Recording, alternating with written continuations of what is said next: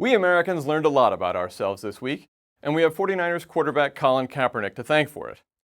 During a preseason game, Cap chose to stay seated when the national anthem was played. He explained why in a subsequent post-game interview.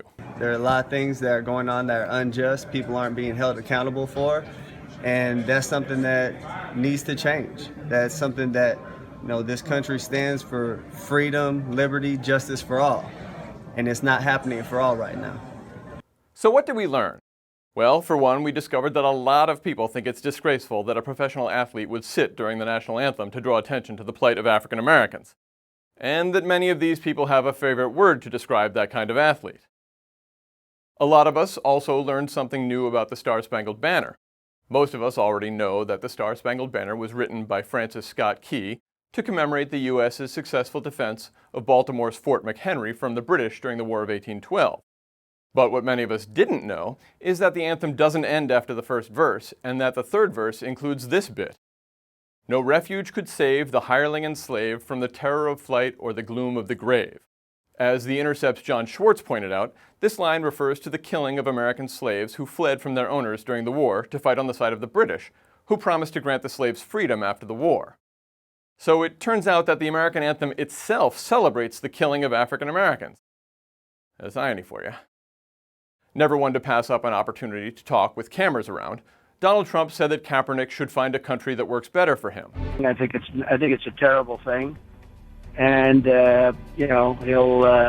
maybe he should find a country that works better for him. Let him try. It won't happen. Trump is himself an expert in not leaving America, if only based on the 5 draft deferments he received during the Vietnam War.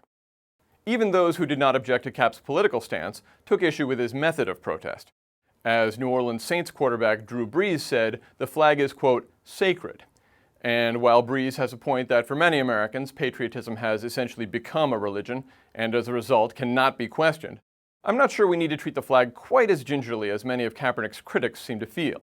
After all, this country has been through a lot: a devastating civil war, 2 world wars, the Great Depression, the September 11th attacks, the Taylor Swift-Calvin Harris breakup, and it's still going strong. And yet some people feel that the flag should be completely protected from use as a prop when criticizing what's going on in the country it represents. That during the national anthem we need to create, for want of a better term, a safe space for the flag. It's one thing to criticize the United States, but to do so during the national anthem, well, that's just downright offensive. It's not, well, politically correct. Thankfully, as a nation, we've been through this dance before. In the 1960s, black athletes like Muhammad Ali, John Carlos, and Tommie Smith all leveraged their athletic prowess and the powerful symbolism of the flag to raise awareness about the struggles faced by African Americans.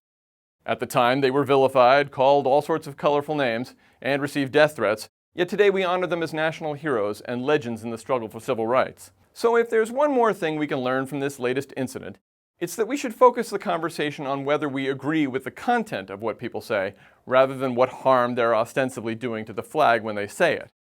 Because let's be honest, the American flag has survived much, much worse.